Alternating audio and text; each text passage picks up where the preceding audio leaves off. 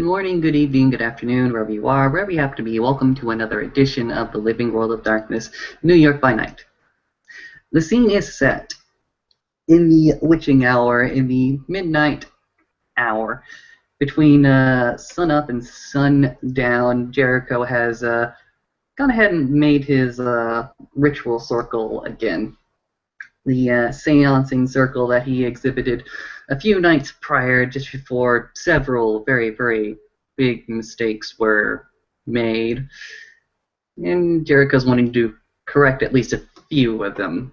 He feels like karma, dharma, whatever you want to call it, is currently pushing against him simply because he could have done a lot more to help. And he wasn't able to for one reason or another.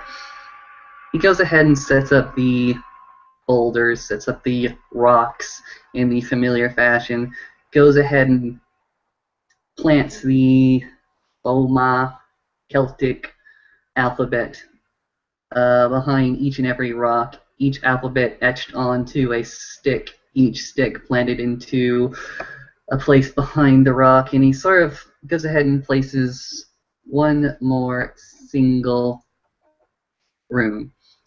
One more in the very, very center, in the very, very middle.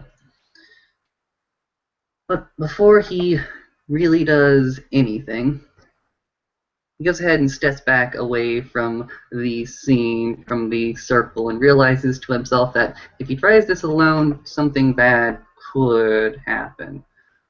So he briefly makes a exit from the scene that he has created, and goes ahead and takes his burner phone out of his pocket.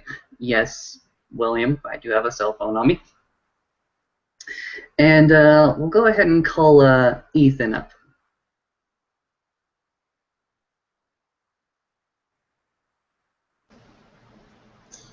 Ethan will answer the phone. Hello?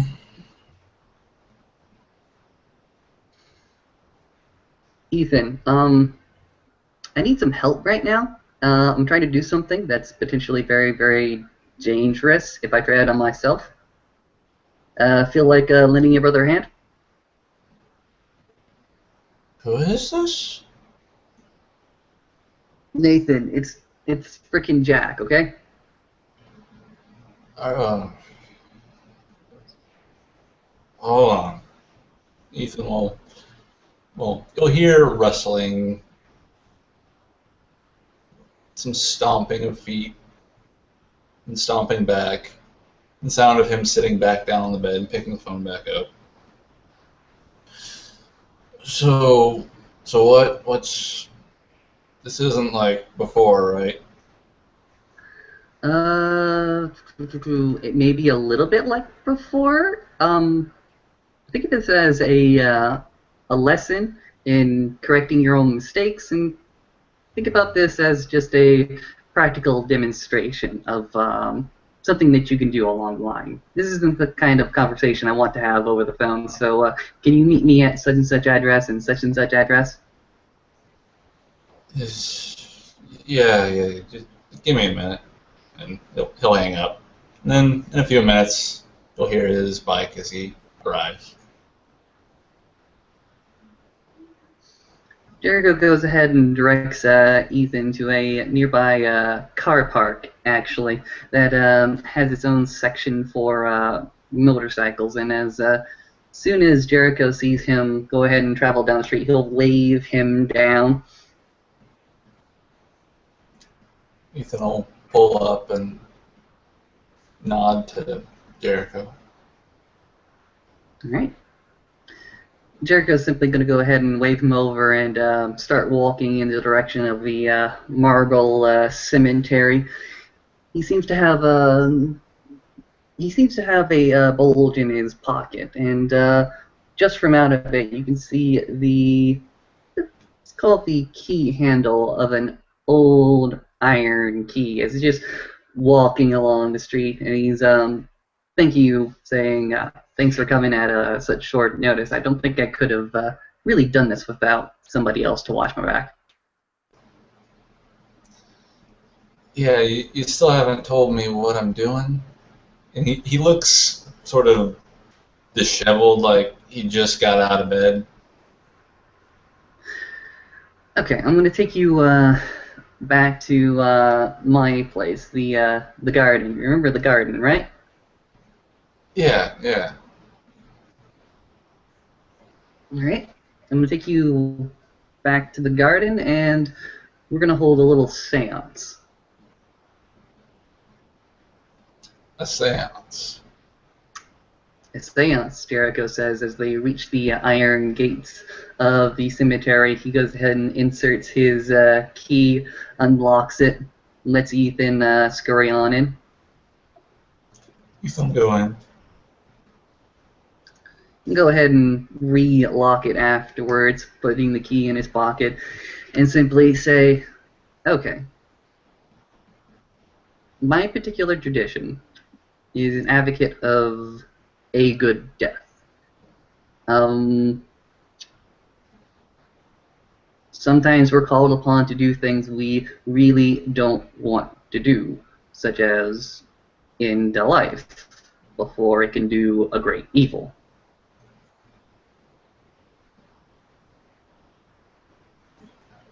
How, how do you know that it's gonna do evil? Well, how do you define evil? Usually, I'm not the one to make decisions like that. I'm simply a tool to be used. Most of us are simply tools to be used. We rely on our superiors and elders within the tradition to guide us and put us on the right track. Fortunately, these past few weeks, I have not been convinced. So, so what are we doing here?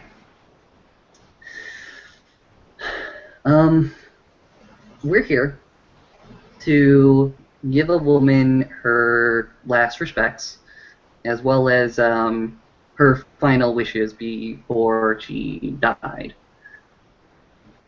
and hopefully give some closure to that particular troubled soul, and hopefully to find a solution for our current problem. The wardrobe, you mean? Oh, I wished it was the wardrobe. The wardrobe is peanuts compared to what we're dealing with right now. Ethan, maybe I shouldn't be telling you this, but after this, I might ask you for a favor, for a very, very big favor. Another favor. It just sort of looks like, uh,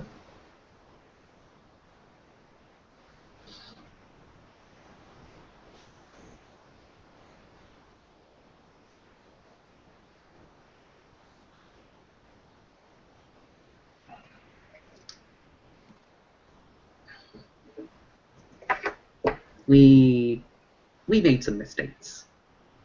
We made some mistakes last time, and we currently have in our possession two treasures that we really don't need nor deserve and should be given back to their proper owners.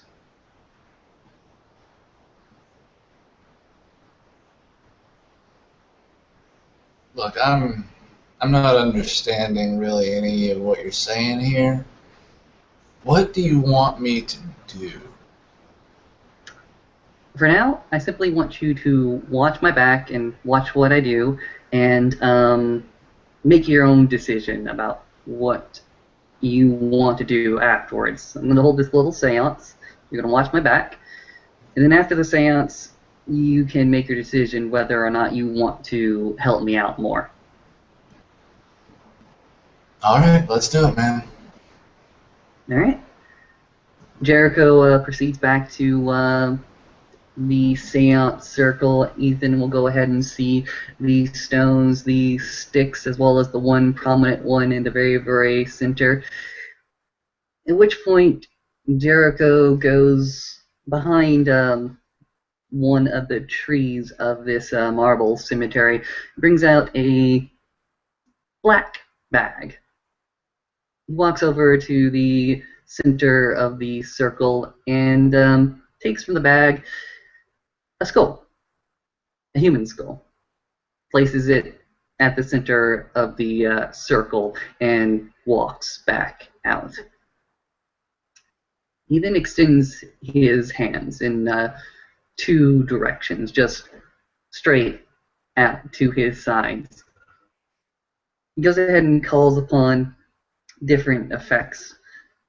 Yells, whispers, he screams, he yells, screaming for the Celtic goddesses of death to take pity on him. He's calling out through the world tree, through the branches of the world tree, to the underworld. He is calling out for any blessing whatsoever to call upon the spirit of Caroline Mythauthor, the woman that was killed last Friday, at least, and simply calling out for now. He's going to spend as much time as possible on it.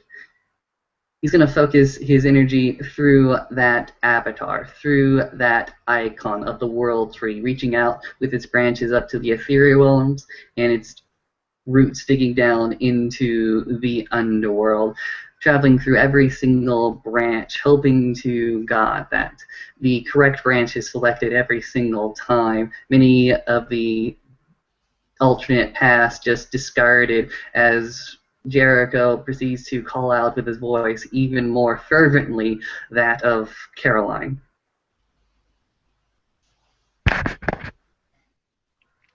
Okay, we do an extended ritual here. Right?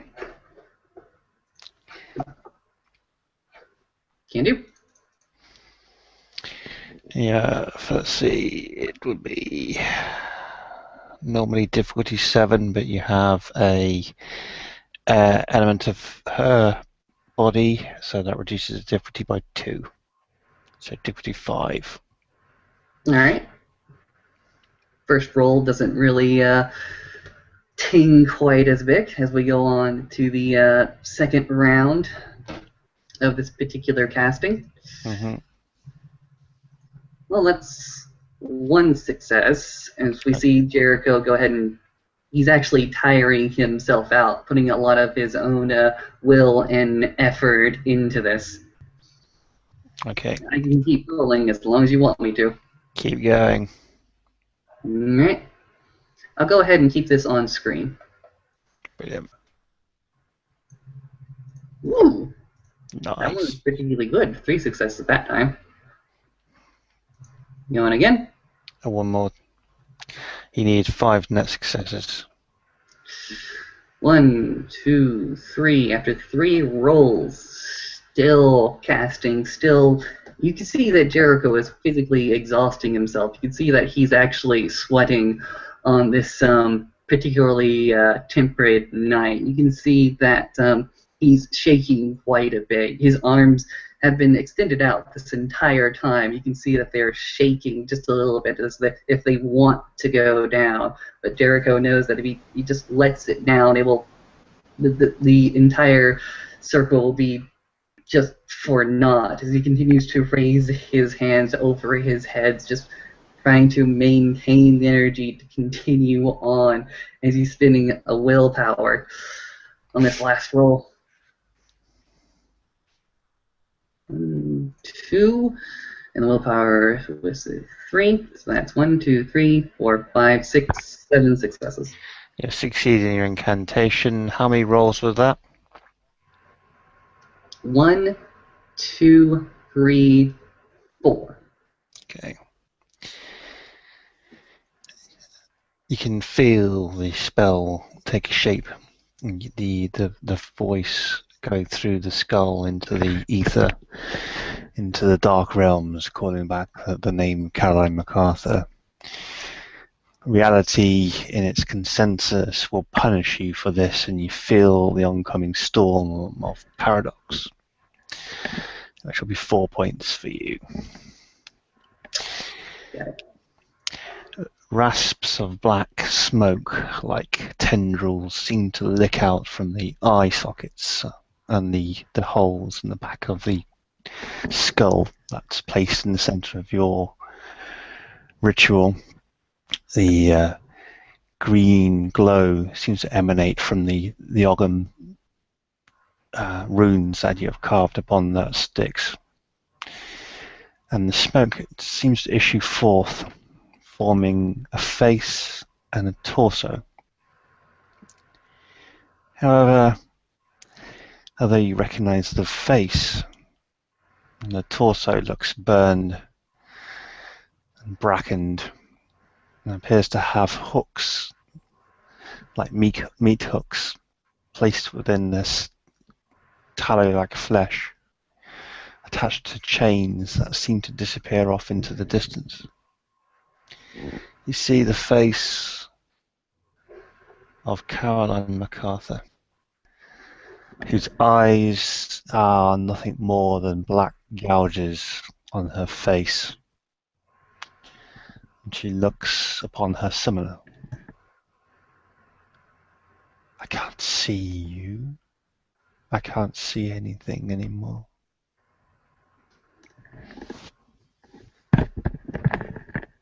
Can you hear me, Caroline? He says as he's looking at this thing before him, trying to remain as calm as possible, but oh no. No, that is a disturbing sight. I can hear you. I am summoned. Who am I talking to? My name is Caroline.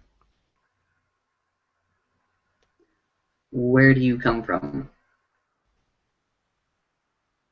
I do not know.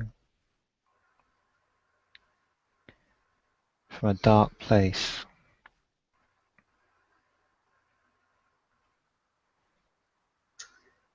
What do you remember?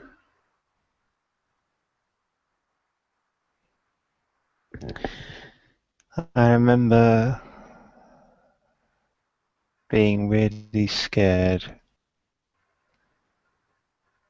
and not being able to see my two babies again. I remember looking into someone's eyes and pleading with them. I can remember a sound and a feeling in the back of my head. I can remember a white light and walking toward it. And I can remember some words when I was about to enter this white place of peace. And I can remember the pain in my flesh as someone attached hooks to it and dragged me down to where I am now.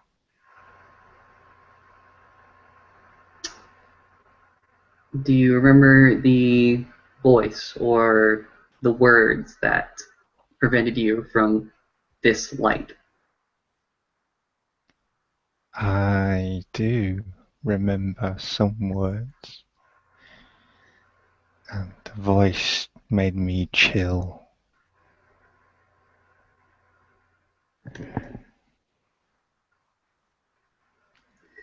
Would you recognize it if you heard it again?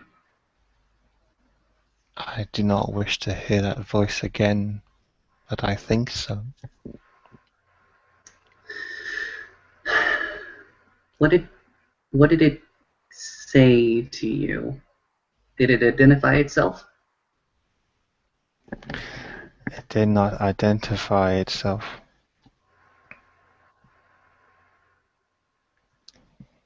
But I remember its words. It said, I have a special place in hell for you.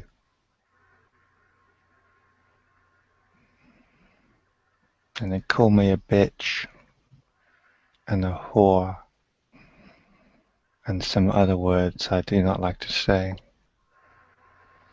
And then it dragged me down.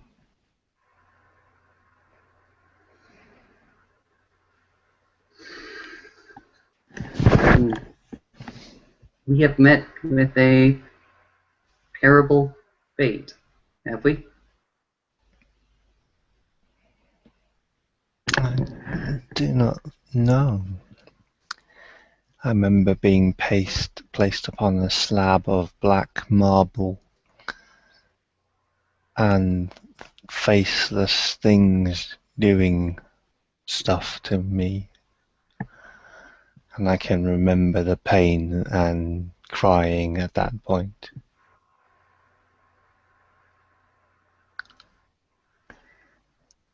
Did they examine your body and specifically your head? No, they didn't. They used cleavers to cut off my feet. And they put something through my tongue. And they poked my eyes out. And they said I was a whore. And they did things down there to me.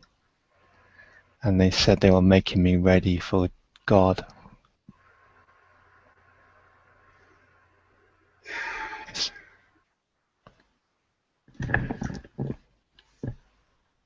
What are you feeling right now? I don't feel much of anything right now. Maybe a little bit lost.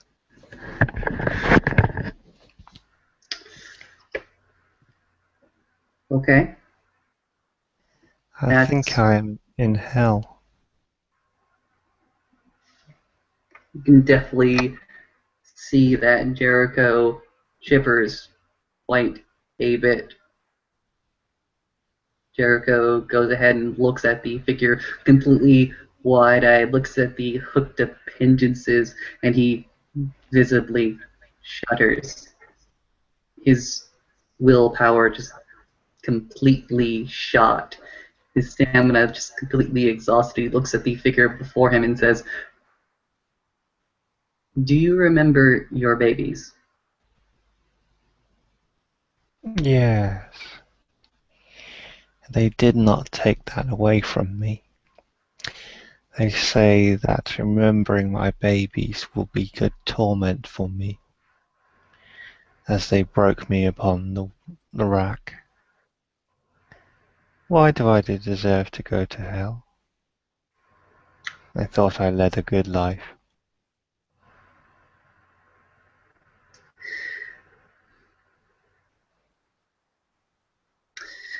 This world is unfair, it's broken, and it's dark. I'm so sorry. I want to give you something. But I was going towards light. I thought I was going towards heaven. And then they dragged me down. Or that voice did, anyway. Sorry, what were you going to give me?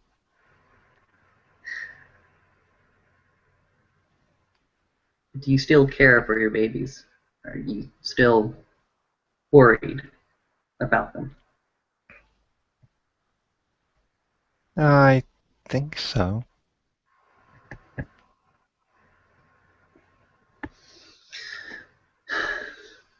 Do you even care anymore? I think so. That's in. It's a mental, intellectual. Is there any emotion behind those words? I think so. I know they took a lot from me down on the rack. But I think I still do like them, yes. I want to give you the hope and the promise that your babies will be cared for and loved and safe. Will they get to go to heaven? Yes. I promise you. I think that is good. I think I am pleased that you say this. If you would like it, I can give you a brief glance of them as they are right now. I can't see anything anymore. After I saw the light, I cannot see anything but darkness. I can let you listen to them sleeping. Is that a good thing?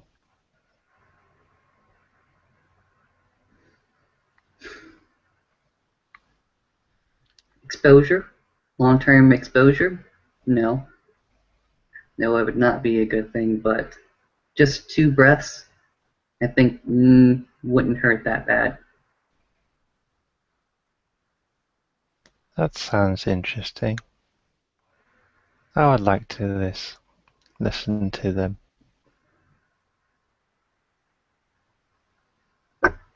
Alright, this is what I'm going to do for you.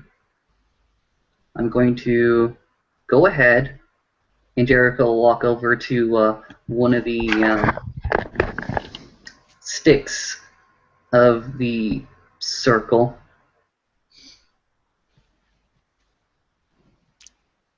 Oh, crap, this is a terrible idea. We'll lift the stick up from its place and walk into the circle. And he will go ahead and take from his pocket, actually. He'll take from his pocket 2 beads that he'll go ahead and tie to the stick. Once he does so, he'll go ahead and twiddle it a bit with his hands so that they make a jingle jangle noise. Do you hear that? I hear something, yes. You can follow the sound of my voice. You can follow these beads. And I will give you this for 1 week. For as long as you can hear these beads, you will hear their breath. That would sound nice. I promise you. Now we'll make this sound, tink, tink, tink, tink, tink. And when you hear that sound, you will hear their breath. Now, I can't keep you here any longer.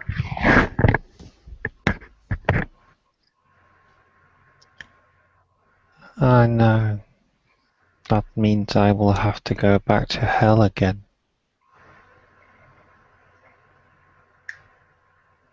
I will not forget you. There's an angel in hell, you know.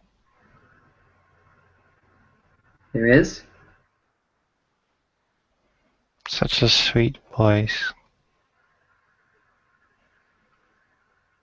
If there's an angel, I don't understand. It was their voice that said the things to me.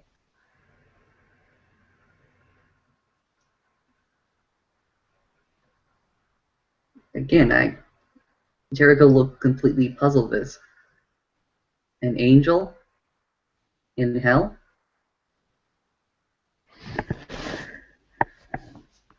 Such a great singing voice.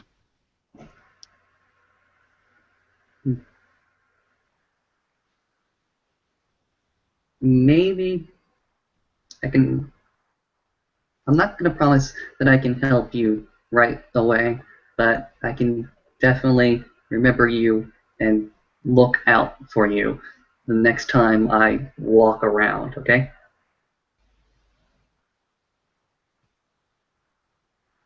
Okay. Now, Jericho goes ahead and walks out of the circle, the stick still within his hand, still twiddling around it, making that soft peck, peck, peck sound every so often. Caroline, you must leave. And Jericho goes ahead and talks to the triple goddess again. Caroline, I wish you no ill will. Caroline, please leave the circle. Please leave the circle. Please leave the circle. Yeah, it doesn't take more than a few minutes before the image of Carolyn MacArthur begins to smoke out. The chains seem to withdraw into the skull, and the smoke itself seems to sort of suck up and dissipate into nothingness.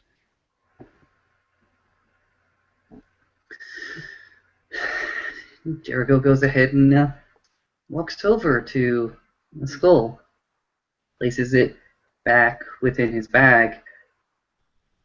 Demi's not getting this. Oh, hell no. Demi's not getting this. He looks over to Ethan, just sort of says, okay, what do we learn?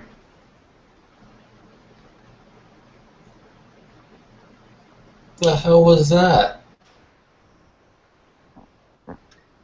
That He had hooks in her eyes. that was a soul that was condemned to hell. So wait, you're telling me when we get done here, we get to a worse place? Ethan, did you not understand? Did you not hear her words the way she described it? That there is a door, there is a light, but this something is stopping people from moving on.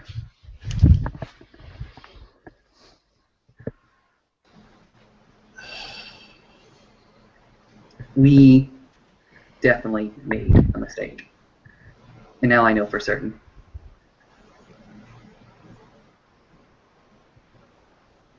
This soul is not going to be reincarnated. That soul will suffer. And it was my decision, with all some others, that led her to that dark fate. Understand this. The things you do in this life affect more than yourself. They affect everybody around you. And if you make a dire decision about somebody else's life, that is the consequence. Don't take life for granted, okay? Don't take somebody else's life for granted.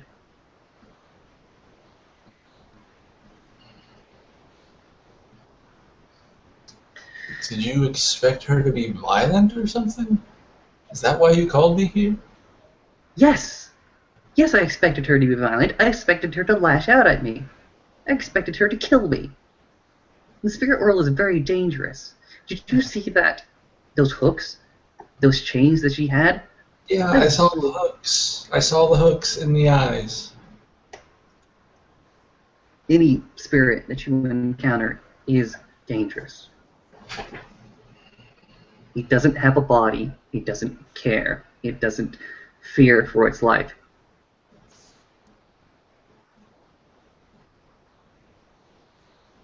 Now, thanks for coming along. If I tell you something here, will you not spread it around? Will you promise me that you won't tell others about it? It's just sort of going to like laugh and shrug and look around like, who am I gonna tell? Ethan, I'm very serious about this. Yeah, alright, I'll keep your secret. I won't snitch on you. Okay. There are two children that we took possession of last Friday. And I am trying to find a way to simply give the children back to their family.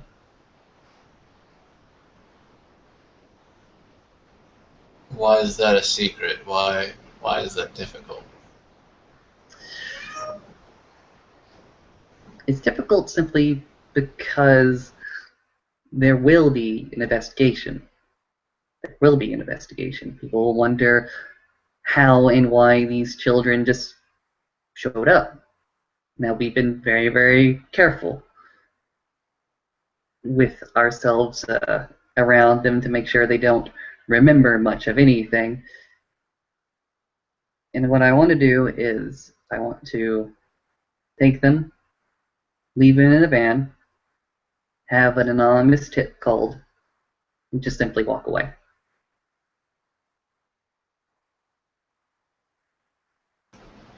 Okay. That sounds like a good idea, I guess. Why are you telling me this? Because I don't know if I can do it by myself. You what? Because I do not know if I can do this by myself. I want some help. You mean an accomplice? Maybe.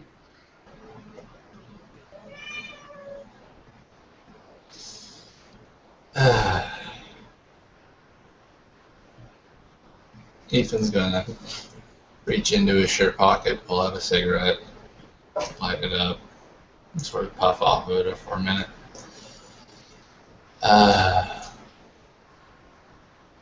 Why don't you have like friends in your tradition thing? I would have called them if they were available, but they, for now, don't seem to be. And they seem to have their own agenda that I really don't want any part of in the moment. Look, the children are currently asleep. I can come up with a sedative to make sure they stay asleep. I just need somebody that can drive a van and make a call.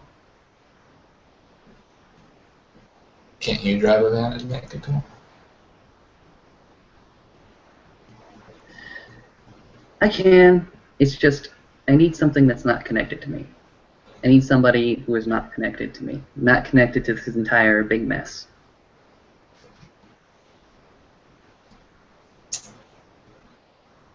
Right.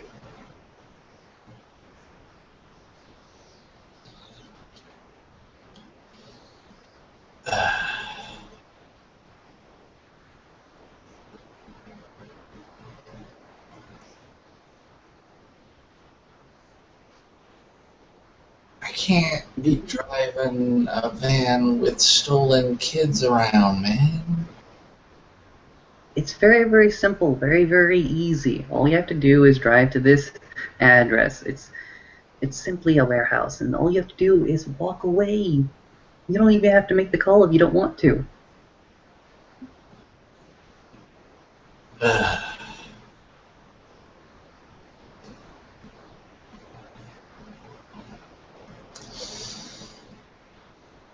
Yeah, alright. But you owe me. You owe me. Oh. Oh, yeah. Yeah. I know. Okay, give me... Actually, just come along with me. I can make sure the staffers stay out of our way. We're going into the hotel, going out, taking the kids, walking to the garage. Hopefully nothing happens. Jericho says as he's going to start walking into the chantry proper. Ethan will walk along and sort of like hesitate at the actual chantry, like he's not sure if he should actually walk in here.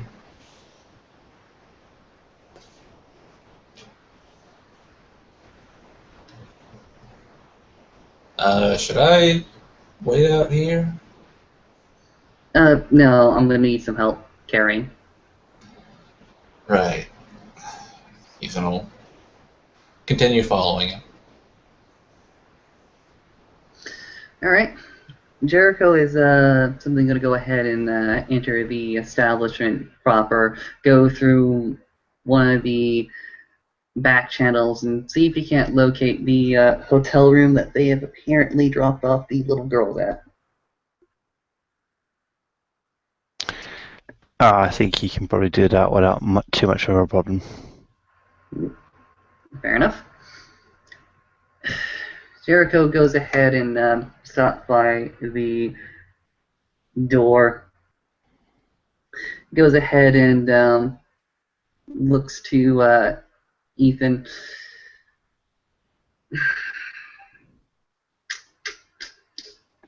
Wear this. Goes ahead and passes a sock mask. Ethan will grab it and put it over his head. Right. Jericho, for his part, is going to go ahead and adopt a surgical mask as well as big, heavy aviary sunglasses as well. And he's going to go ahead and swipe the door and enter in the hotel room. As you would expect, to exhausted young ladies are curled up on the bed, as you would expect them to be. Do they look like they've been sleeping? It looks like exhaustion has taken them, so the bodily exhaustion has overtaken any trauma or fear that they've had about sleeping, so they are resting right now. Okay. Jericho goes ahead, walks over them, looks over them, makes sure they're not in a terrible condition. You can make a intelligence plus, or actually, let's see, perception plus empathy roll. Okay, percentage of empathy. Did I buy that? Hopefully I did. I didn't. This is such a... Ooh. Yeah. 5 dice. 1, 2, 3.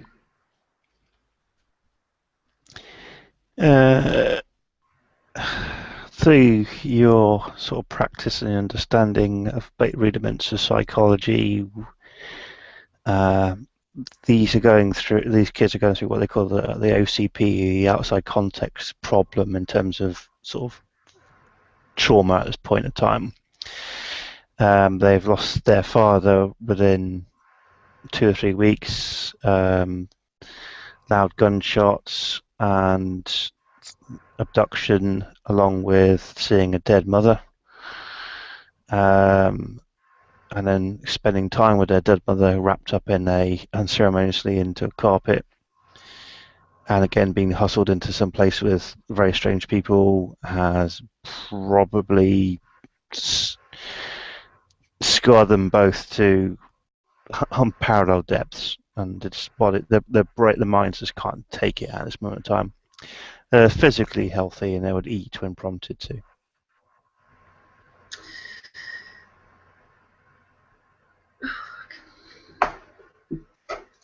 Jericho goes ahead,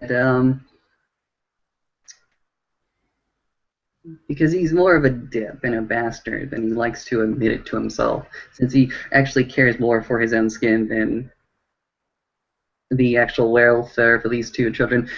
He'll go ahead and repeat the process that he did last time to apprehend the children, with the zip ties and the duct tape, and this time cover their eyes as well.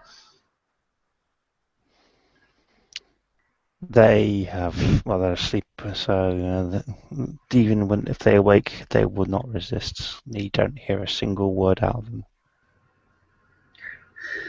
Okay. Jericho will go ahead and look to Ethan, gesture to Meg, actually. He remembers the name. Weird. Yep. Megan and Lucy. Yeah. Megan. Jericho will go ahead and pick up Lucy.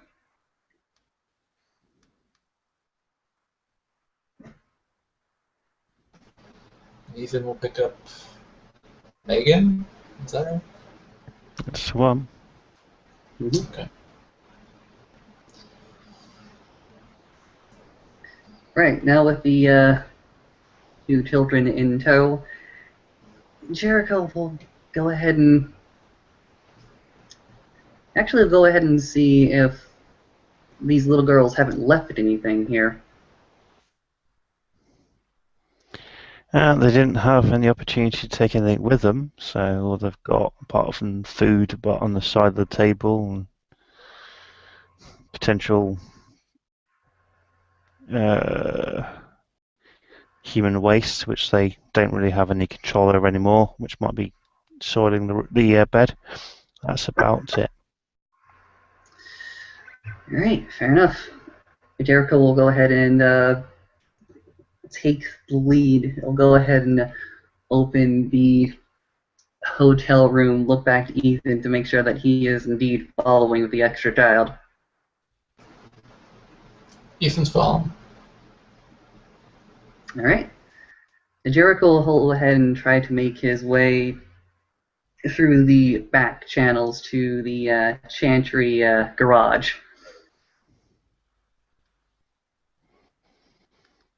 You arrive at the garage. Alright. Jericho's going to go ahead and pick out one particular van. Go ahead and open up, deposit one of the children, actually. Ethan will put the other girl down beside her. They just seem to lie there in the back of the van. Okay. Jericho goes ahead and takes a look at the license plates. Crap. Gonna have to take those out when the time comes. Jericho also goes ahead and crawls underneath the vehicle to look at the PIN or the VIN numbers as well. Makes a mental note. Okay, time to scratch that off. He goes ahead and actually scratches off the VIN number to this particular vehicle. He doesn't want this to be tracked back to any place. Okay. Alright. Walks over to the van door. And he opens up the driver's side, but he doesn't get in. He looks to Nathan, or Ethan.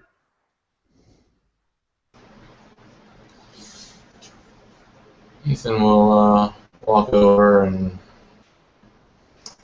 look at Jericho. So, where am I taking this? Okay. There is a parking lot in the west end towards the Hudson River. It happens to be an industrial park. If you can make it there within 30 minutes, that's about 2 o'clock here. Make it there, leave, and that's all you need to do. I'll contact my contact in the police force to pick them up. That's all you need to do. Give me long enough to get there and get out before you go calling the police, please. Yeah, sure, definitely. Keys? Jericho goes ahead and takes from his pocket the keys to the van. He'll grab those and hop in the driver's side of the van. Make sure to take off the plates. Right, take off the plates. Okay. Got it? Ethan will shut the door, start up the van, shake his head a little and wave to Jericho as he turns on the lights and pulls out of the garage. And he'll head to the location. Okay. The roads are slightly, as you would expect with traffic, but you get your location within just under half an hour. So a rather sort of a dusty-looking crap hole of a car parking lot. There was a few decent working lights around, and a few cars parked there. Alright, Ethan will park the van and try to find a corner or something to sort of park around so he's not in plain sight. And then he'll turn it off, turn off the lights, get out, and go about taking off the front and back license plates. Okay. What are you wearing right now? What's that? What's your character wearing right now?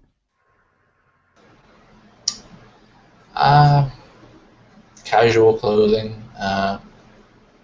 something not too different from what's in the picture. Gotcha. Is he masked? Is he or hooded? Is he wearing any gloves? Anything like that? Yeah, he's still got the sock mask on. Gotcha. Yep. Doesn't look like there's anybody around as you park up into the corner. And you take both the license plates off successfully. Okay. Ethan's gonna take off the mask and put it into his pocket before taking the license plates and kind of tucking them under the inside of his jacket or whatever, and he's gonna walk along up the road and send Jericho a message telling him to come pick me up because his motorcycle is still over there. Jericho, once the time goes ahead and clicks over, will go ahead and take the information that he got from Detective Darren Cook, a bandy virtual adept he made the acquaintance of. Give that number a call. Probably won't reach him, but we'll leave just a message that relates the address that he sent Ethan to, as well as the names Megan, Lucy, MacArthur. Okay. So you're sending a message to your VA friend, yeah? Yep. Okay. That message goes through without no problems at all. All right. Fair enough. Jericho will not answer the message that was sent to him. He'll simply say that this is a wrong number. That if he wants transport, there's a subway station just off the way.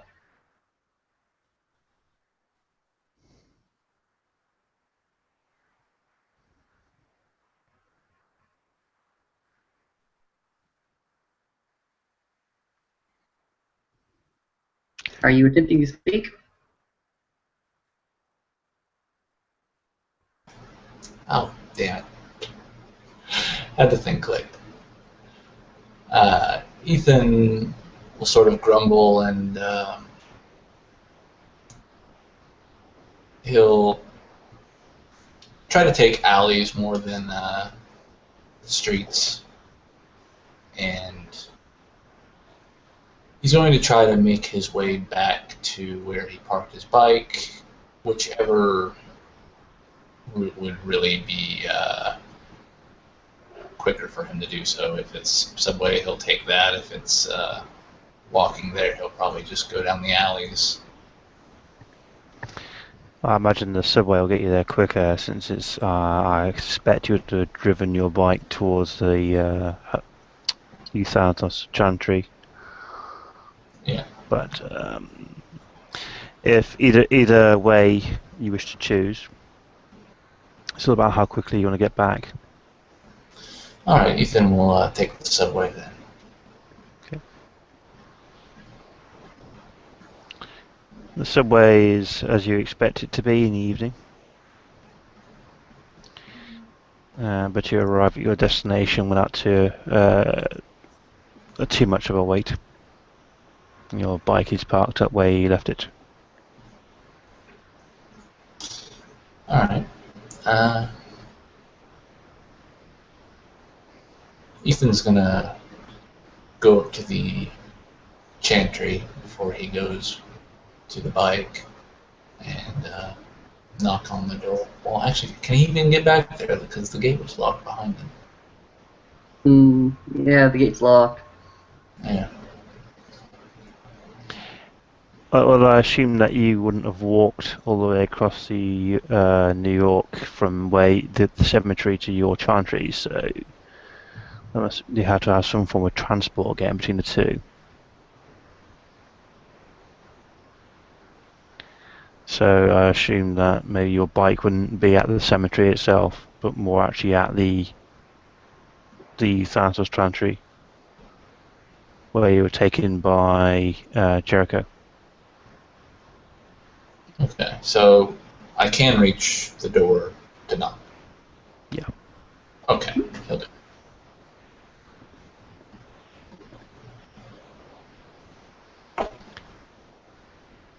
Will Jericho see anybody at all?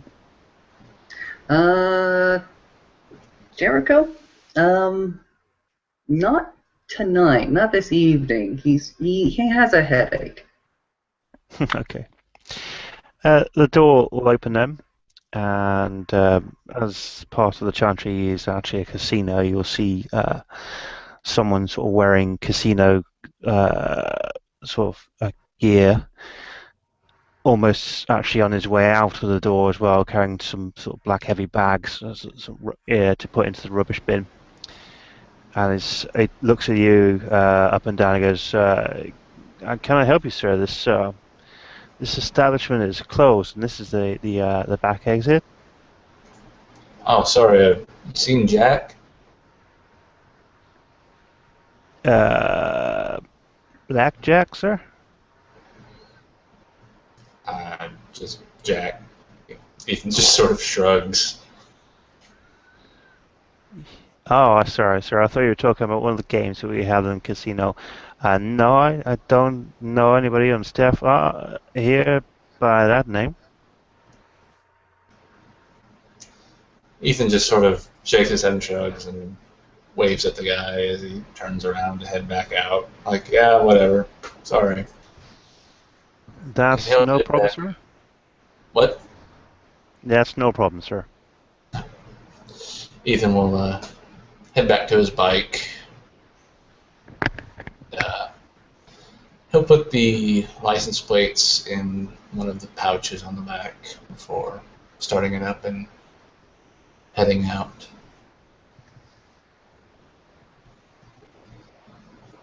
And you drive off into the proverbial sunset. Is there anything either you wish to do before we conclude the scene? What's that? Go meditate. Good idea. So, is there anything else that you wish to do before we conclude the scene? Ethan will be disposing of the license plates somewhere far away from either the chantry or the, I don't know where the drop-off point was, but far from any of the three locations that he was at tonight. Yeah, no worries. And I think that's the end of our scene then. Alright. Thank you, watchers, for watching. Thank you, players, for playing. We will see you all next time.